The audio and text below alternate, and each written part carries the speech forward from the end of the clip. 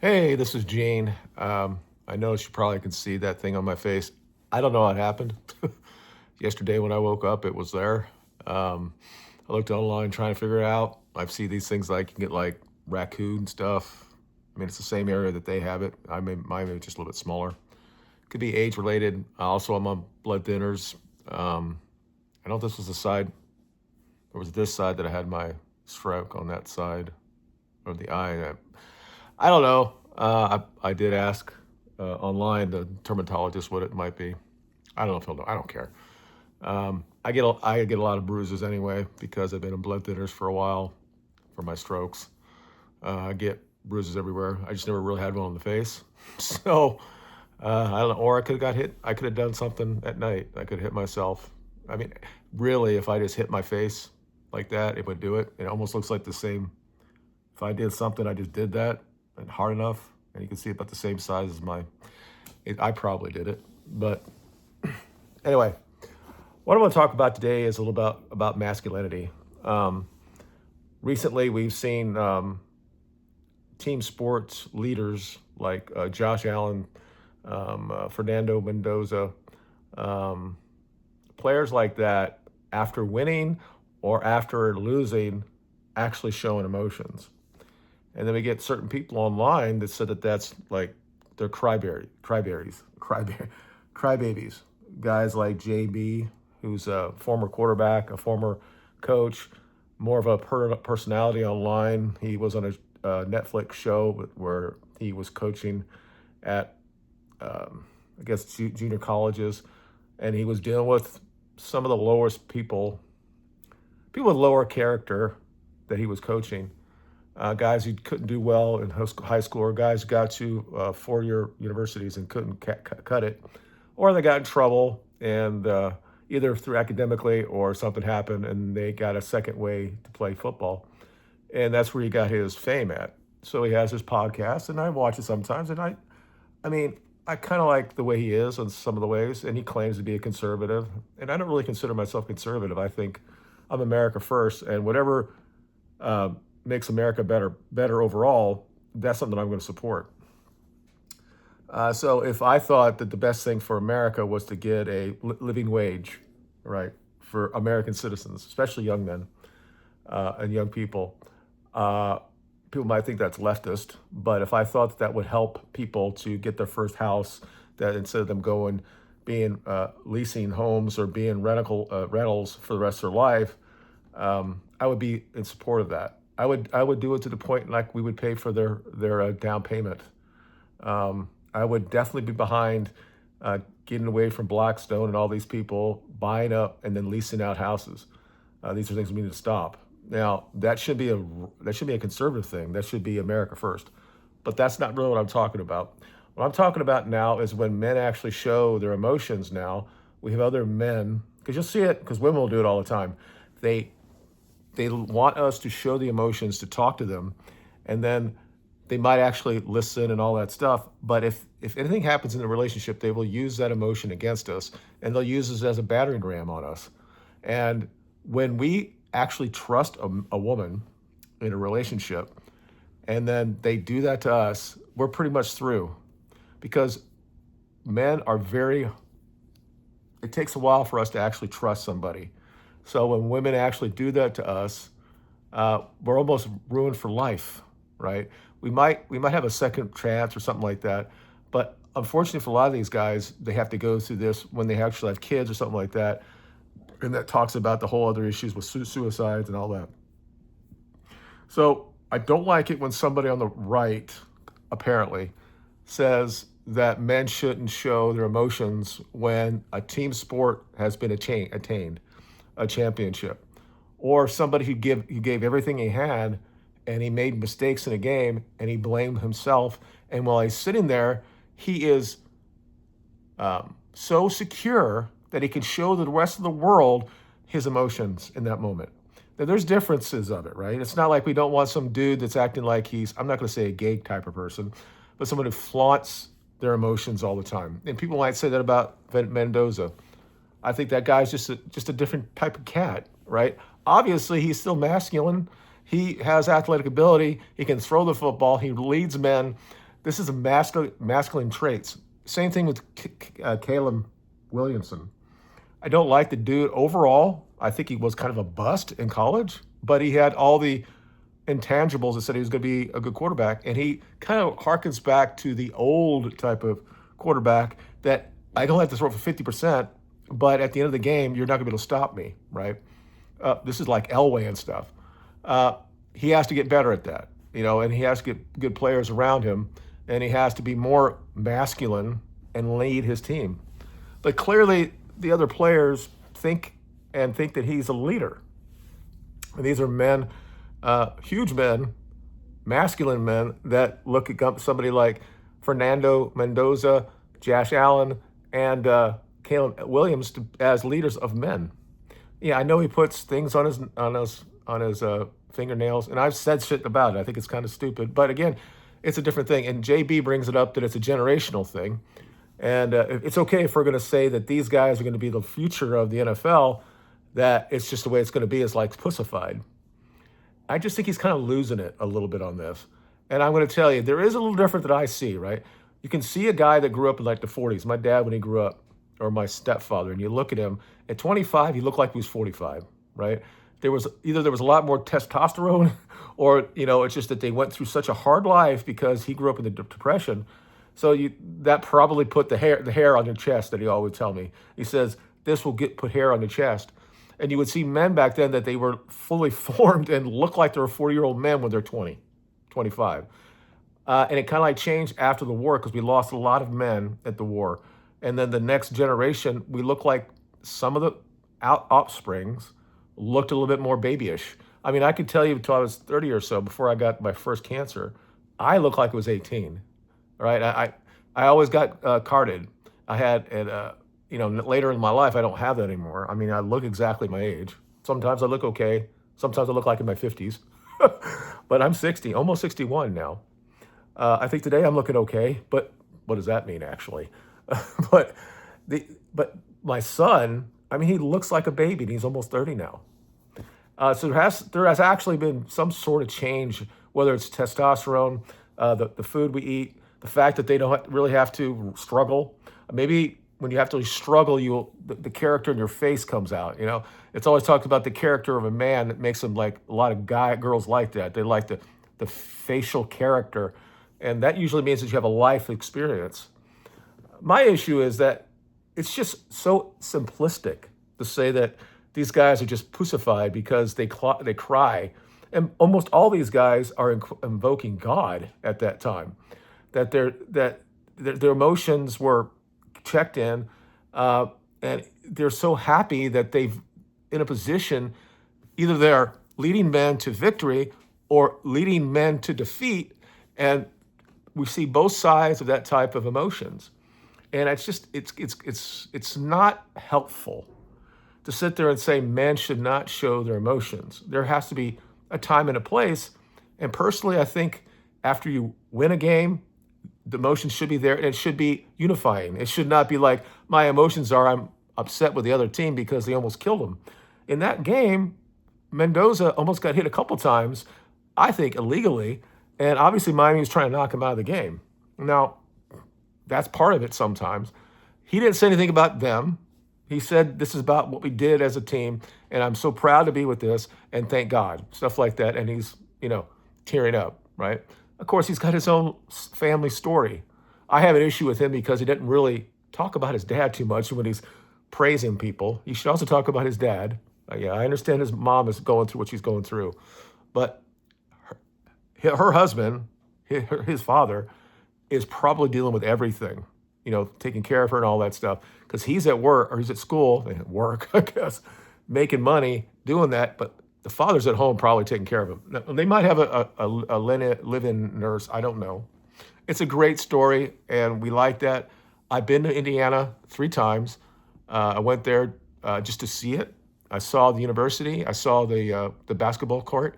Saw the trophies and all that stuff. I saw the football field. I said, the football field looks nice.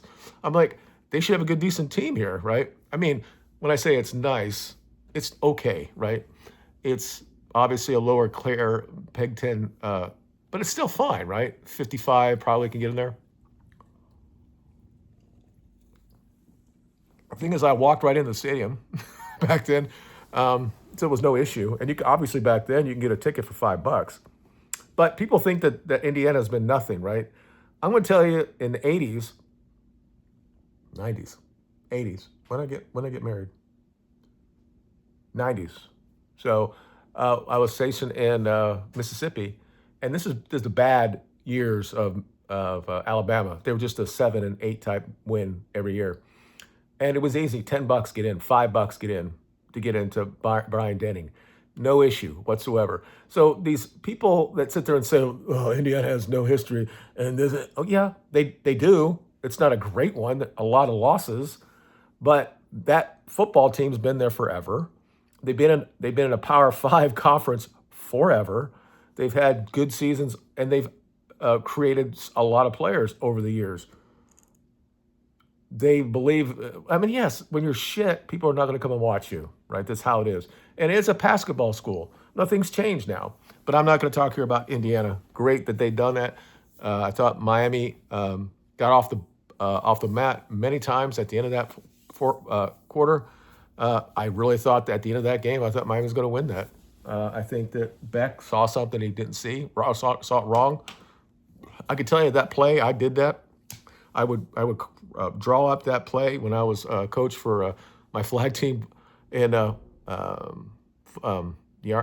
the military. We won the base championship, and 9 out of 10 times that works.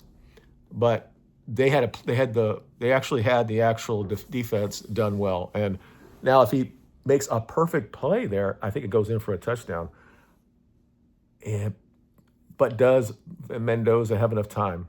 They had no fucking timeouts left, but he might have had 35 seconds left. So anyway, great.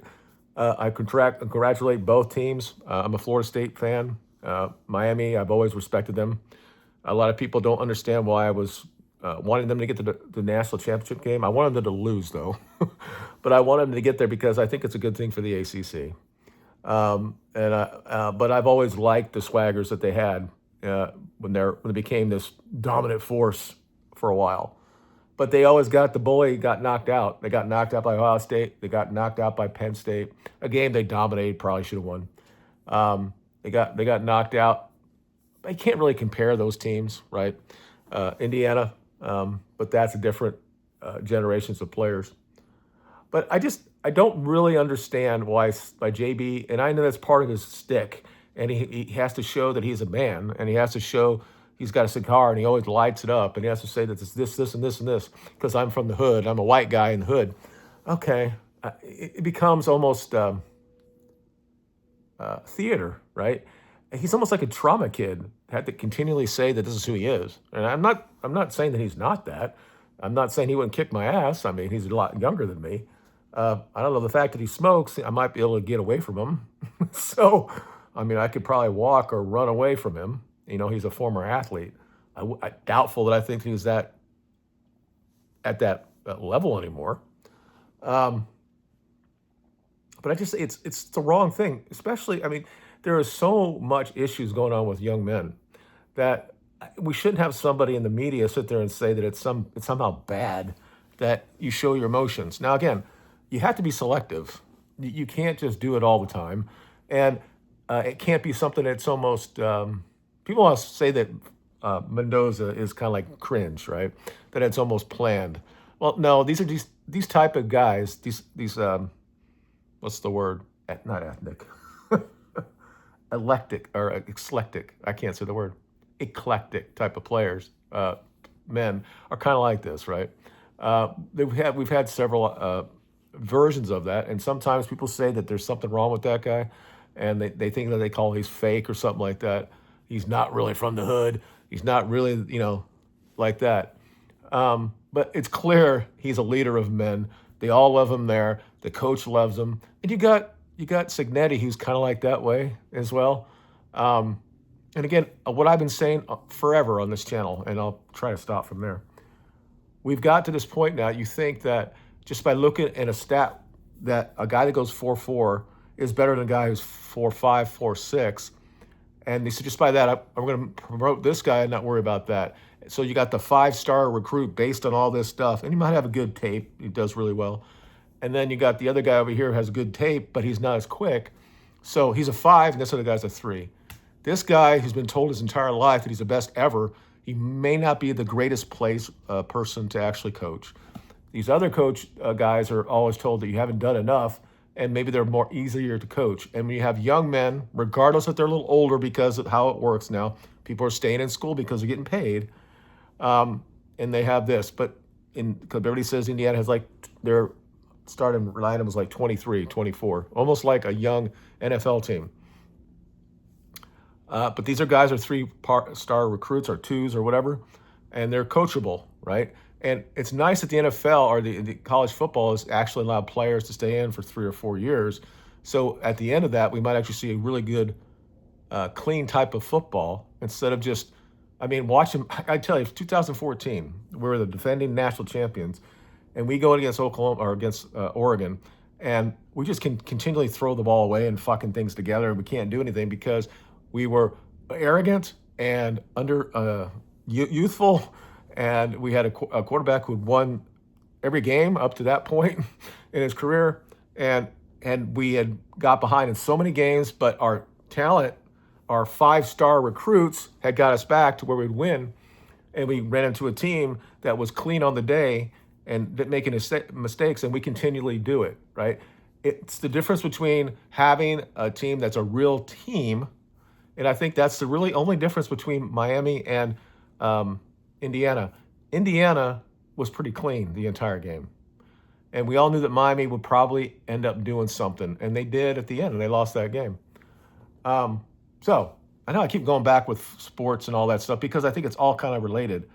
And when we look how our athletes are and how we compared them to how they were in my time, there's a difference, right? But they're dealing with so much more, with especially social media and stuff, and expectations and how much money they get paid. So that means there's more and more people that are on his back trying to get shit from them.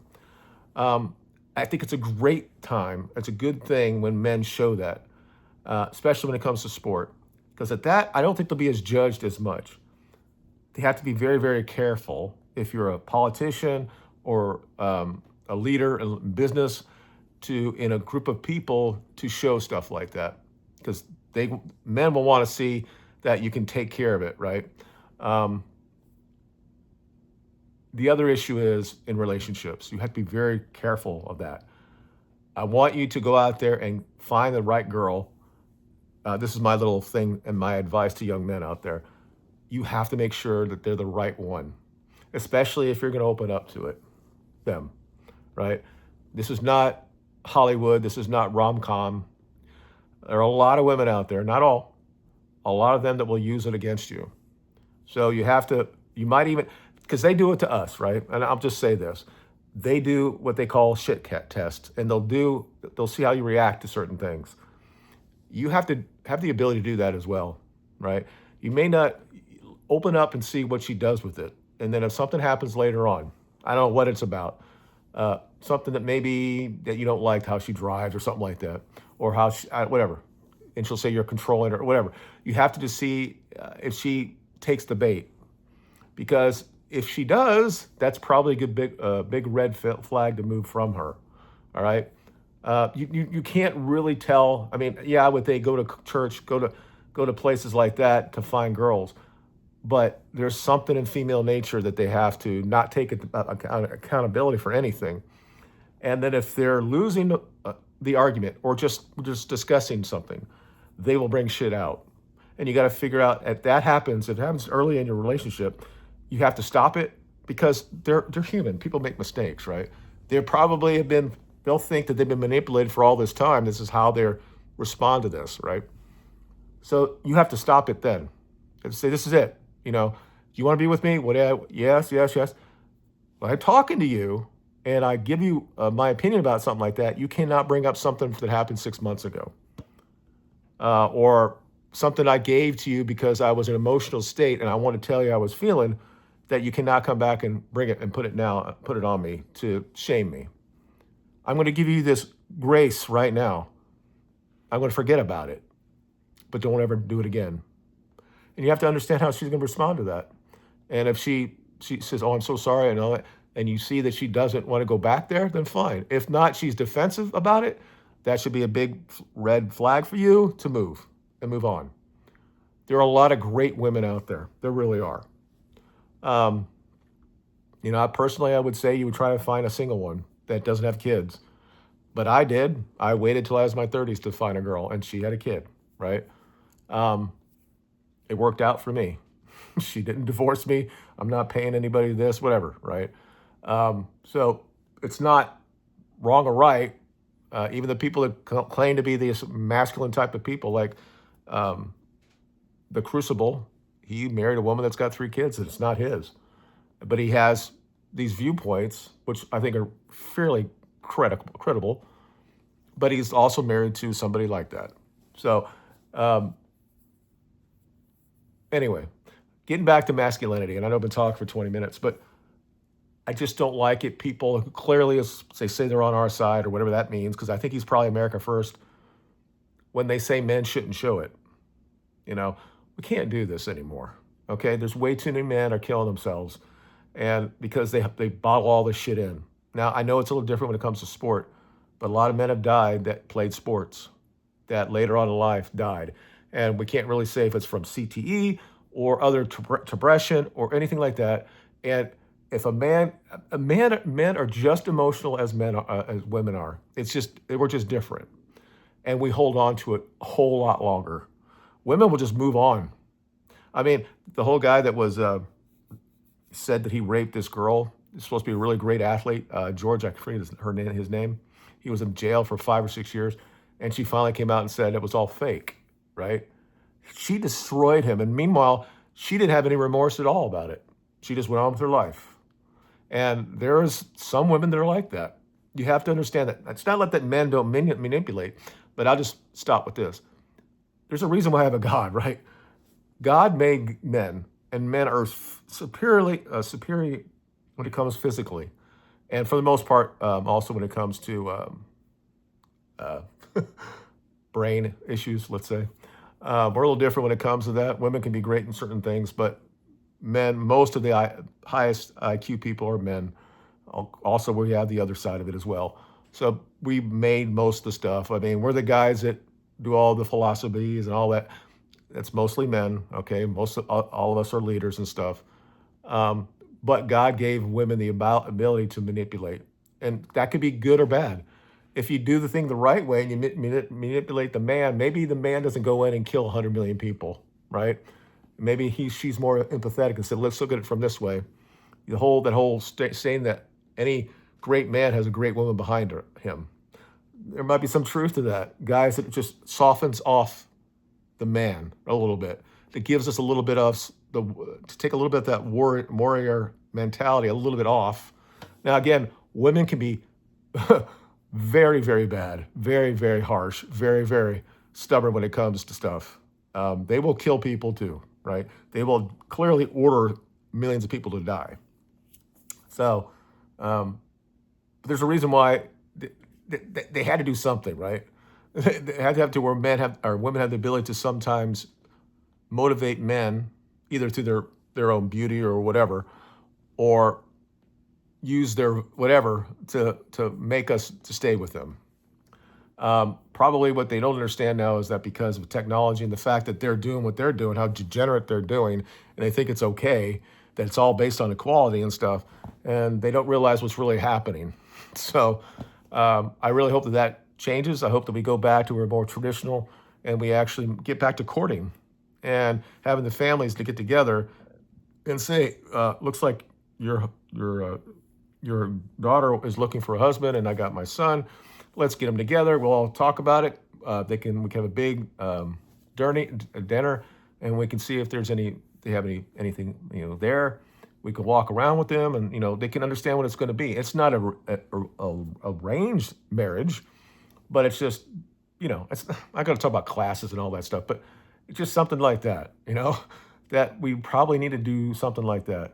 I don't think we can do that anymore. But anyway, this has been a long video. But anyway, let me know what you think about masculinity. Tell me how you felt about watching those guys cry. One guy's losing, right? Everybody said he's the next great quarterback. He shows everything. He has the size, he has the arm, he has everything, the style. But when he gets to the end, shit doesn't go his way. And then you got the other guy, Mendoza, who's a wasn't recruited by his University of Miami that was down the street from his house. Goes around, goes to California, goes to Indiana, wins a national championship, cries, and he gets a Heisman, cries after every game, talks about Jesus, and people call that cringeworthy, and they say that certain people say that these guys are crybabies. Tell me what you think, and also people like Caleb Williams, who almost are like a metrosexual, uh, leading men. Tell me, do you think that that's good or bad or just stupid? Doesn't really matter. But I think it's still part of where we're at, right?